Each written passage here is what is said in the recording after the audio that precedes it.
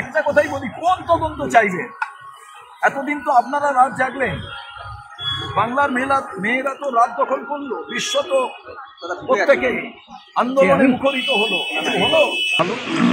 সরকারের নিজেদেরও আয়নার সামনে দাঁড়ানোর প্রয়োজন আছে। এটা শুধু নিছক রাজনীতির জন্য করবেন না। বিরোধীরা কনস্ট্রাকটিভ যে বিরোধিতা করে তাকে সরকারের গ্রহণ করা উচিত।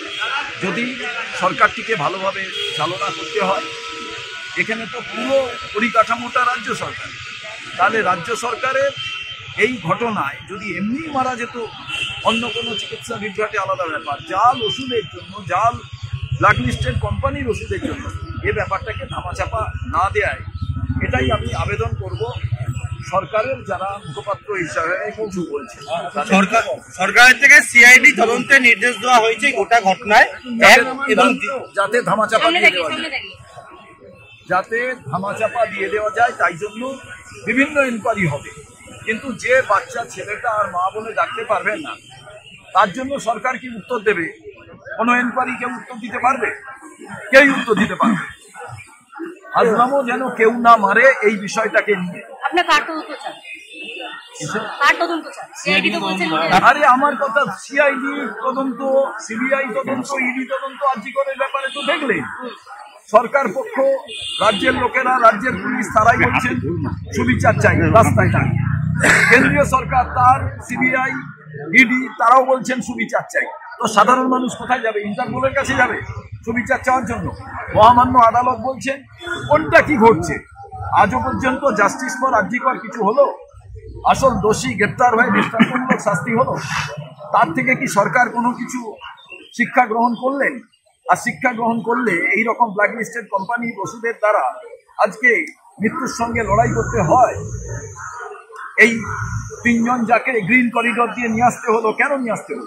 তবে একটা ব্যাপারে আমি অভিনন্দন জানাবো, যে মেদিনীপুর থেকে গ্রিন করিডোর করে পেশেন্টদের এখানে নিয়ে আসা হয়েছে। তার কারণ নচেত সরকারের এর থেকে পিঠ বাঁচানো মুশকিল হয়েছিল। তদন্ত, আমি তো একটা কথাই বলি, কোন তদন্ত চাইবে? এতদিন তো আপনারা রাত জাগলেন, বাংলার মেয়েরা তো রাত দখল করলো, বিশ্ব তো প্রত্যেকে আন্দোলনে মুখরিত হলো। আমাকে বলুন, একে একে তো ছাড়া পাচ্ছে। তো আমি যেটা বলতে চাই, অন্য সব কিছু ধামাচাপা হয়ে যাবে।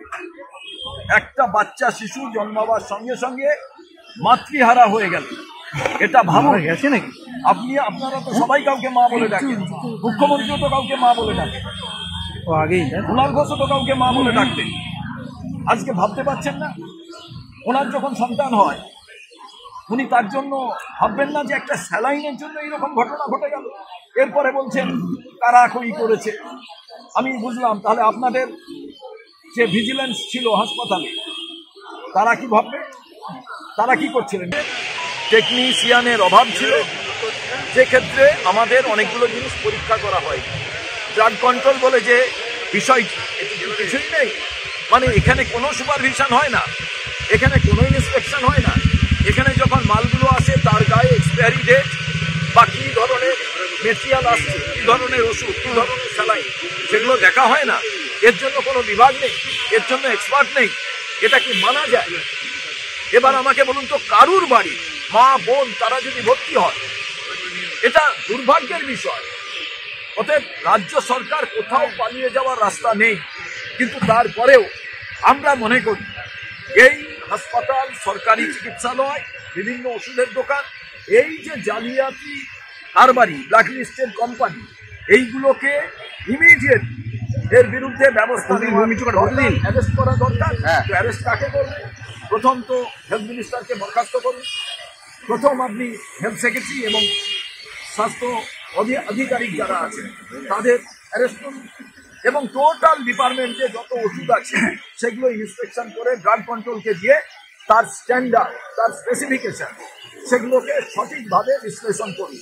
তার কারণ স্যালাইনের মতো জিনিস নেওয়ার পর যদি মারা যায়, আমি তো চিন্তিত সরকারের মন্ত্রী আমলা যারাই পিজিতে ভর্তি হন তাদের নিয়ে, স্বয়ং মুখ্যমন্ত্রীকে নিয়ে। তো এই জায়গায় বিরোধীরা নাই মরতেই পারে, কেউ তাদের খুন করে দিতে পারে, সেখানেও 302, 307 প্রয়োগ হবে না, এখানেও প্রসূতি মারা গেলে 307, 302 প্রয়োগ হবে।